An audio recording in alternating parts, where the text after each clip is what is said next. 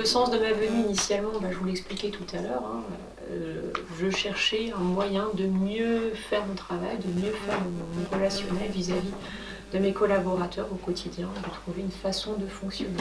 Alors mon chef Francis a fait l'expérience l'année d'avant moi. Il a beaucoup expérimenté tout au long de l'année, on a passé beaucoup de temps à se demander mais qu'est-ce qu'il lui prend. Voilà. Et donc là aussi, je voulais en savoir plus pour mieux comprendre un petit peu tout ce qui se passait et mieux comprendre aussi comment vivre ça finalement. Alors les bénéfices que j'ai tirés du parcours, donc j'étais venue chercher quelque chose pour mieux travailler, j'ai trouvé quelque chose de plus vaste que ça, puisque les outils qu'on apprend ici, tout ce qu'on apprend en termes de pratique, en termes de mode de fonctionnement, ça s'applique partout, au quotidien, tout le temps en fait. Les niveaux les niveaux d'ouverture, voilà, j'ai testé avec ma maman et ma tata, elle se parle toujours pas, mais c'est moins agressif. Donc voilà, donc on apprend énormément de choses. On apprend beaucoup de choses sur la pratique. On apprend dans les formations management classiques, on vous donne des outils avec des beaux tableaux Excel, des beaux trucs de machin pour organiser, découper les tâches, les sous-tâches, les machins. Là, on travaille vraiment sur ce qui fait ticker l'horloge, tout simplement. Et pour réussir à bien comprendre ça et à bien le voir, on apprend aussi ce qui nous fait ticker nous-mêmes, en fait. Quelles sont les choses qui nous animent, les envies qui nous animent, les motivations, notre sens qui nous fait vivre et bouger au quotidien. Et puis toutes ces peurs aussi qu'on garde à l'intérieur et qui font partie de nous et qui nous ont poussé à avancer, à faire parfois les choix qu'on a fait et à les assumer aussi. Et ça, c'est quelque chose d'assez fondamental. Donc les bénéfices pour soi-même, les bénéfices pour l'équipe aussi. Comment j'ai vécu cette formation vis-à-vis de mon équipe, j'ai fait comme Francis a fait, je leur ai expliqué ce qui se passait, on m'a envoyé en formation là-bas, je vais apprendre des choses et je leur ai demandé la permission de tester avec eux. Donc ils ont accepté avec un certain nombre de conditions. Déjà que si c'est pas agréable ou s'ils n'en voient pas l'intérêt, on arrête, tout simplement. Et puis voilà, donc on a défini un cadre, exactement comme on définit un cadre ici, qui nous a permis d'expérimenter, de tester, de voir un petit peu ce qui fonctionnait, ce qui ne fonctionnait pas, et différents éléments qui ont pu apporter des choses à différents endroits. Donc voilà ce que ça a apporté pour mon équipe. Et surtout ces connaissances-là aussi qu'on peut partager.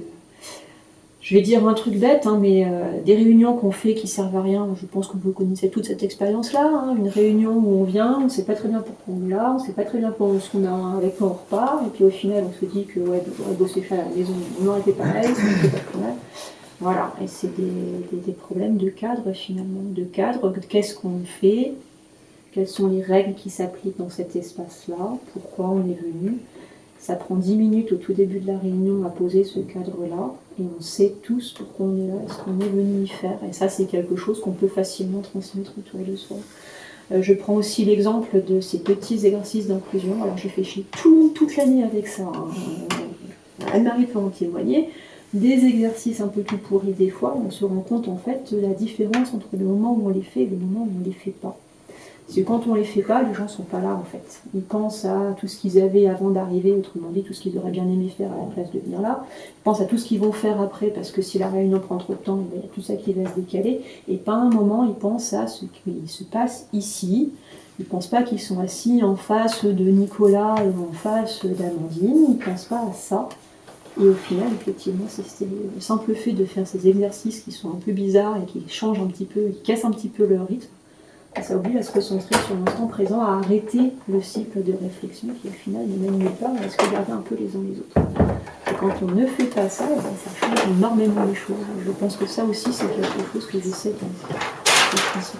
Donc voilà, les bénéfices pour soi-même, les bénéfices pour l'équipe, les bénéfices vraiment à tout le monde. En termes d'approche pédagogique, alors on a souligné pas mal de choses, mais il y a quand même quelque chose qui est très riche ici, c'est que on est tous venus de droite, de gauche, avec des objectifs différents, avec des horizons différents, avec des façons de faire différents. Et ça, c'est une richesse fondamentale, parce que les outils qu'on nous apporte, on se les approprie de façon différente. On va les expérimenter de façon différente, et la fois suivante, on revient avec des retours différents aussi. Et ça nous permet de partager, de voir un petit peu ce qui fonctionne pas, d'échanger sur ces choses-là.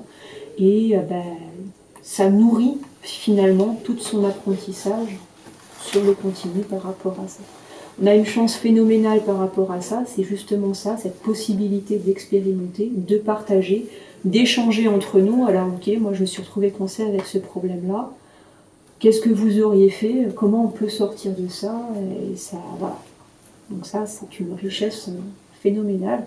Je reviens sur ce que Pierre-Édouard et Amandine ont dit. On a la chance d'avoir Yves avec nous, qui a de l'expérience sur tous ces sujets-là, qui sait nous accompagner, qui nous pousse à nous questionner, sans apporter des réponses toutes faites, mais bien à chercher finalement ce qui s'est passé en vrai, pour qu'on réussisse à dépasser petit à petit tous ces plans de blocage-là, et qui arrive à créer ce climat de confiance qui nous permet à nous d'échanger, de partager, en librement et en toute responsabilité, voilà, avec la bienveillance qui nous permet de nous écouter les uns les autres, et l'exigence qui est aussi justement de s'obliger à faire ce travail en nous. Donc voilà, encore une fois, on revient sur l'apport du cadre. Donc je trouve ça fantastique. Les événements les plus marquants et les anecdotes, j'en ai déjà parlé pas mal, je pourrais en citer d'autres. On a passé pas mal de moments, d'exercices différents ici, avec des choses qui parlent, des choses qui parlent pas, des choses qui, 3 séances après, ah mais oui, mais oui, effectivement, il y avait ça aussi. Moi, j'ai une révélation fondamentale dans ces lieux suite à un mode de fonctionnement qu'on a pu avoir en interne, des questions que les gens nous posaient, qu'en fait, ils nous posaient une question, mais en fait, c'était pas ça qu'ils voulaient. Toutes les réponses qu'on leur apportait ne répondaient pas à la question, puisque ce qui les motivait profondément, c'était pas du tout... C'était autre chose complètement. Et maintenant, on arrivait à dépasser ce cadre-là, et c'est fantastique. C'est juste fantastique. Donc voilà. Alors les suites du parcours, je ne participe pas non plus pour l'année prochaine à la formation, à mon grand regret, mais alors, le problème c'est que nous on a un gros manque de temps en interne, parce que là on a commencé tout un processus de réorganisation de nos modes de fonctionnement et de nos pratiques de travail, le tout en mode de fonctionnement normal, parce que sinon c'est pas rigolo, donc je peux pas, juste je peux pas. Par contre c'est des questions qui pourront se reposer à partir de la mi-année, donc à partir de septembre si tout va bien. Voilà. Et c'est quelque chose que je garde en tête, parce qu'une de mes craintes vis-à-vis de ça, c'est qu'on a appris énormément de choses. Ça nous pousse à nous questionner, à nous changer un petit peu nos façons de faire. Et ce qui m'inquiète, moi, par rapport à ça, c'est que les vieilles ornières, elles sont toujours là. On peut très facilement retomber dedans si on ne fait pas attention, pour gagner du temps, parce que c'est plus facile. Même si c'est plus dur sur le long terme, sur le coup, c'est plus pratique. Et ce n'est pas forcément bon. Et justement, je ne veux pas perdre ce que j'ai gagné au cours de cette formation. Voilà. Est-ce que je recommanderais le PDNL? Eh bien, oui et non. Il faut bien garder en tête que ça reste quelque chose qui est dense. Ça ne peut qu'enrichir tous les participants, quel que soit ce qui vous motive à venir ici. C'est une richesse. Mais c'est aussi, pas vraiment une contrainte, mais ce vrai mot d'exigence envers soi-même qui est de nourrir ce processus, et ça demande beaucoup à soi, et il faut être prêt à le faire pour en tirer tout le bénéfice. Et je ne regrette pas une seule instant de l'avoir fait, quoi qu'il en soit. Et je sais que Francis ne regrette pas une seule seconde de l'avoir fait. Et je sais que ça vous apportera énormément de le faire aussi. Mais c'est une démarche personnelle également. Voilà ce que je voulais dire par rapport à ça. La vie au champ de l'eau, c'est fantastique. Moi, je trouve une chose particulièrement fantastique à ça. Amandine, tu l'as dit aussi. Alors moi, mon téléphone ne passe pas. Non mais c'est génial, parce qu'on vient ici, alors avec des charges de travail phénoménales, on vient ici en sachant qu'on va passer 2 jours et demi et que les problèmes vont rester là où on les a laissés, et en fait, déjà c'est pas si grave, parce qu'effectivement ils vont rester là où on les a laissés, ils vont pas s'aggraver, ils vont pas bouger, ils vont parfois se résoudre tout seuls, parce que si c'est vraiment grave, les gens trouvent des solutions. Vous allez voir, s'il y a le feu, ils vont l'éteindre. Voilà. Donc c'est une richesse aussi de profiter de cette isolation-là, et de lâcher les choses, on les laisse là où elles sont, on les retrouvera à l'arrivée, on sera peut-être mieux armé et plus détendu pour le faire, et c'est pas forcément plus mal. Et une chose que je regrette personnellement par rapport à ça, c'est de ne pas en avoir assez profité, parce que c'est vrai que je viens de loin, et je n'ai pas passé un seul week-end sur place au final. J'avais dit que je le ferais, je ne l'ai pas fait, je trouve ça extrêmement dommage.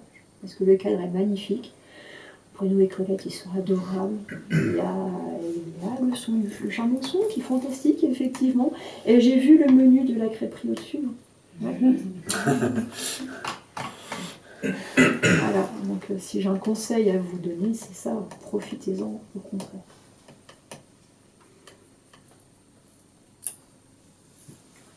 Eh ben merci.